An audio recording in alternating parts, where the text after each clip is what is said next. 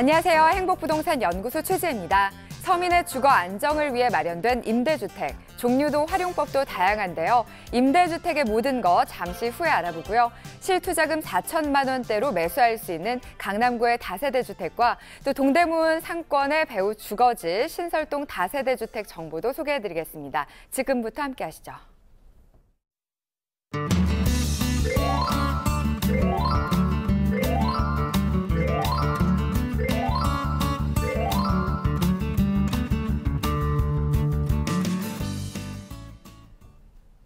오늘도 무료 전화 1661-5300 문자 상담 샵 757 열려 있습니다. 여러분의 부동산과 관련된 모든 궁금증 저희에게 연락해 주시면 자세하게 상담 도와드릴게요. 자, 오늘의 부동산 가이드톡은 박정훈 연구소장과 함께합니다. 안녕하세요. 네, 안녕하세요. 박정훈입니다. 네, 요즘처럼 내 집 마련하기 어려운 시대에 임대주택이 서민들에게 큰 도움이 되고 있다고 합니다. 근데 그 종류도 또 활용법도 다양하기 때문에 오늘 임대주택에 대해서 자세히 알려주신다고요. 네, 올해 부동산 시장의 트렌드는 제가 생각할 때는 전세난의 가중이 아닌가 싶은데요.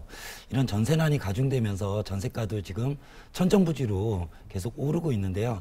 이렇게 될수록 집 없는 무주택 서민들이 고민이 굉장히 깊어질 것 같은데요. 이런 무주택 서민들을 위해서 국가가 주택 시장을 주거 환경을 개선시키기 위한 임대주택들을 제도를 마련하고 있는데요. 이런 부분들이 어떤 것이 있는지 오늘과 다음 시간을 통해서 알아보는 그런 시간 가져보도록 하겠습니다. 네, 임대주택 파헤치기 1부 오늘 부동산 가이드톡에서 함께 하시겠습니다.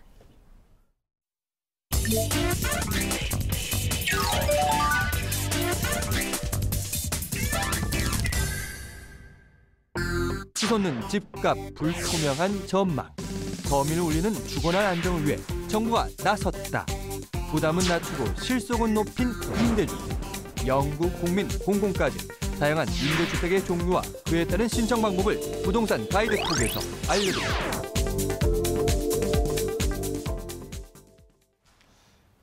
네, 오늘 부동산 가이드톡 주제는요.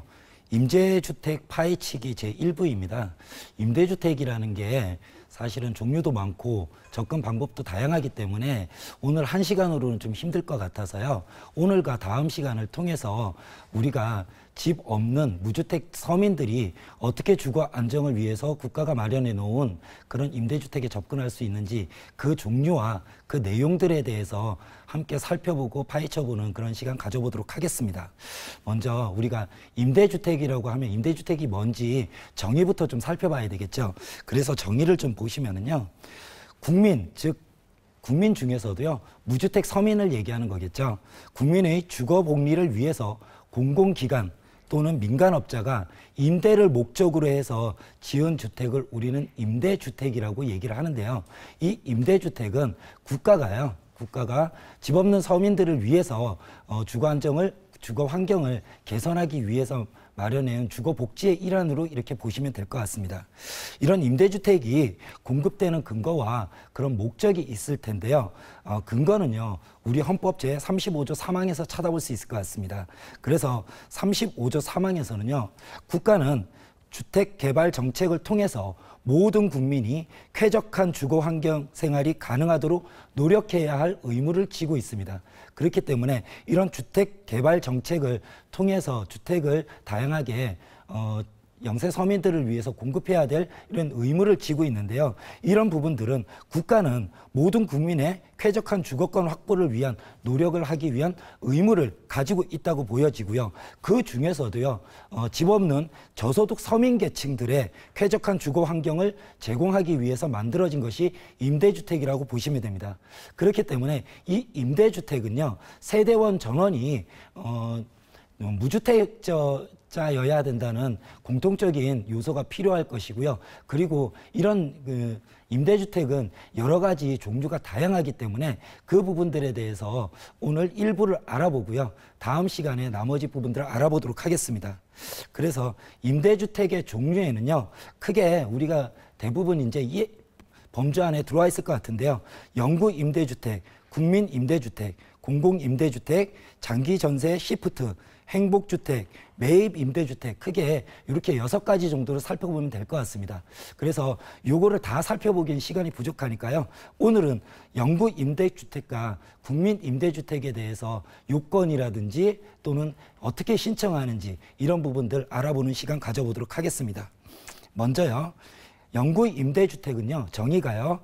국가 보호가 필요한 저소득층의 주거 안정을 위해 공급되는 사회복지형 임대주택입니다.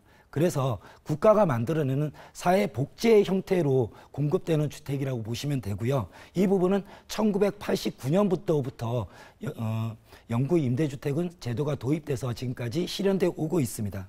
이런 주택에 들어가기 위해서는요. 앞에 정의에서도 제가 말씀드렸다시피 저소득층이어야 됩니다. 이런 저소득층은 대상이 좀 정해져 있는데요.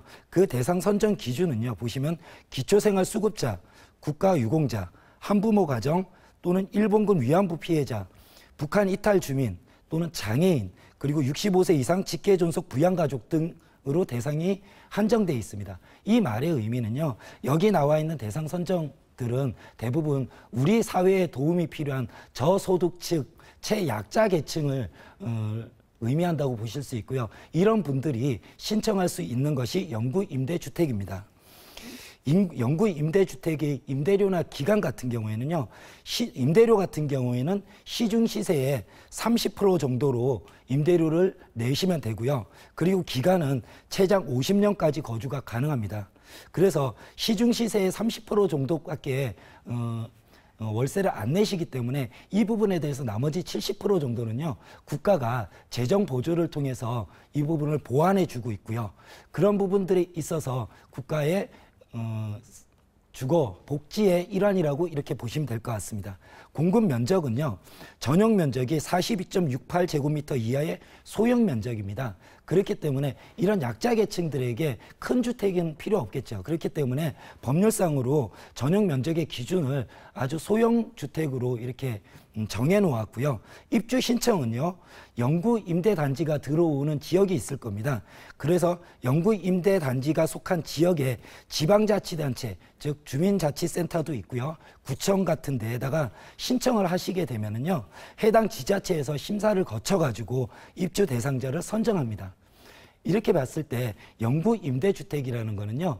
사실은 정말 우리 사회에서 최약자 계층에게 주어지는 이런 주거의 혜택이라고 보시면 될 것 같습니다. 다음으로 보셔야 될 게요. 국민임대주택인데요. 국민임대주택은요. 소득 규모가 전년도 도시근로자 가구당 월 평균 소득의 70% 이하 대상으로 공급되는 임대주택을 의미합니다. 그렇기 때문에 영구 임대주택에 비해서는 조금 소득 수준이 있으신 분들인데요. 그분들에 비해서는 좀 소득 수준이 있고 생활 여건이 좀 괜찮으시지만은 그렇다고 하더라도 우리 사회를 평범하게 살고 계시는 그런 일반 국민들보다는 저소득층에게 주어지는 주거복지의 모델이라고 보시면 될 것 같습니다. 그래서 대상 선정 기준은요. 2015년 같은 경우에요. 3인 이하 도시근로자의 가구당 평균 월소득의 70% 정도라고 보시면 되는데요. 2015년도 제가 조사를 해본 결과 3인 이하 도시근로자의 가구당 월평균 수익이요. 481만 6,665원입니다. 여기에 70%니까요. 곱하기 70을 하시면 작년도 기준으로 해서 3인 가족이라고 보시면은요. 337만 1,660원 이하로 월소득이 잡히시는 분들이 국민임대주택을 신청할 수 있는 대상 기준이 될 수 있습니다. 그리고요. 이런 임대주택 같은 경우에는 앞에서도 제가 말씀드렸다시피 조금 우리나라에서 사회적 약자를 배려하기 위해서 만들어진 임대주택 모델이다 보니까요.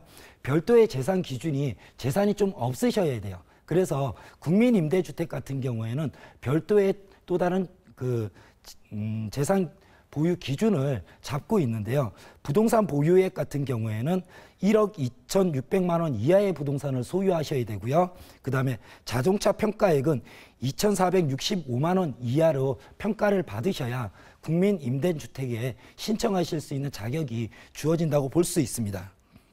그리고 국민임대주택의 임대료 및 기간을 좀 보시면은요. 임대료는 시중 시세의 60%에서 80% 정도의 임대료를 내시면 되고요. 임대 기간은 최장 30년까지 거주가 가능하시게 되겠습니다. 그리고 공급 면적은 아까 영구 임대주택에 비해서는요. 조금 주택의 규모가 좀 커지는데요. 그렇다고 하더라도 우리 85제곱미터 이하로는 보다 크지는 않고요. 그거보다 조금 더 큰 규모로 주택이 공급된다고 보시면 되는데요.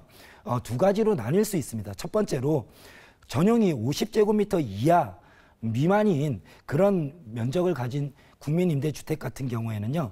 월 평균 소득이 아까 제가 말씀드렸던 그런 기준에서요. 50% 이하인 분들에게 우선 공급되고요. 이 공급들이 다 채워지지 않으면은 70% 이하의 국민들에게 신청 권한이 주어지게 됩니다. 그리고 전용 면적 50제곱미터에서 60제곱미터 미만 같은 경우에는요, 월 평균 소득이 70% 이하인 그런 국민들에게 요건이 적용이 되고요. 거기에 청약저축 가입자가 대상이 됩니다. 그래서 이 중에서도요, 청약저축을 1순위 같은 경우에는요, 청약저축을 24회 이상 납부하셔야 되고, 2순위는 6개 이상 납부가 돼야 되고요. 그리고 3순위는 청약주택에 가입이 되지 않으시더라도 그렇더라도 월 평균 소득 70% 이하면은 신청이 가능하시게 될 것 같습니다. 그리고 입주 신청은요, 입주 여건별에 따라서 공급 여건별에 따라서 달라지는데요. 현장 접수를 하시거나요, 또는 LH 홈페이지나 또는 인터넷 청약 시스템을 접수하면은요, LH 공사에서 이 부분을 심사해서 선정해서 이 부분을 공급해 드리고 있습니다. 오늘 시간 관계상 제가 전체 임대주택에 개관하고요. 그리고 국민임대주택과 영구임대주택에서 말씀을 드렸는데요. 오늘은 이 정도까지만 하기로 하고요. 다음 시간에는요. 공공임대주택, 즉 우리가 처음에 임대주택으로 들어갔다가요. 5년, 10년 정도 지나고 나면은 그걸 분양으로 전환할 수 있는 요새 굉장히 핫 트렌드이죠. 그런 공공임대주택과요. 그리고 서울주택공사 SH공사에서 서울에만 공급하고 있는 장기전세 시프트 그 부분에 대해서 중점적으로 좀 알아보고요. 그 이외에 또 대학생이라든지 또는 젊은 계층 그리고 아주 노인 계층을 대상으로 하는 행복주택 그리고 도시의 어떤 단독주택이나 이런 부분들을 매입해서 임대를 놓고 있는 매입 임대주택 이런 부분 네 부분에 대해서는요. 다음 시간에 알아보는 시간 가져줘 보도록 하겠습니다. 지금까지 부동산 가이드 톡이었습니다. 네, 임대주택의 종류와 주거 조건 등을 알아봤습니다. 이번 주 세미나에서는 또 어떤 내용 준비하고 계신가요? 네, 벌써 올해가 시작한 지 얼마 안 된 것 같은데요. 벌써 4월 달입니다. 그래서 1분기 1월에서 3월까지 부동산 시장이 어떻게 움직였는지 그 부분에 대해서 한번 분석해보고 앞으로 미래에 대해서 예측해봐야 될 시간이라고 생각하고요. 그런 부분들에 대해서 세미나 시간을 통해서 같이 분석해보고 다음 2분기, 3분기들을 예측해볼 수 있는 그런 시간 가져보도록 하겠습니다. 네, 임대주택 파헤치기 일부 지금까지 부동산 가이드 톡이었습니다.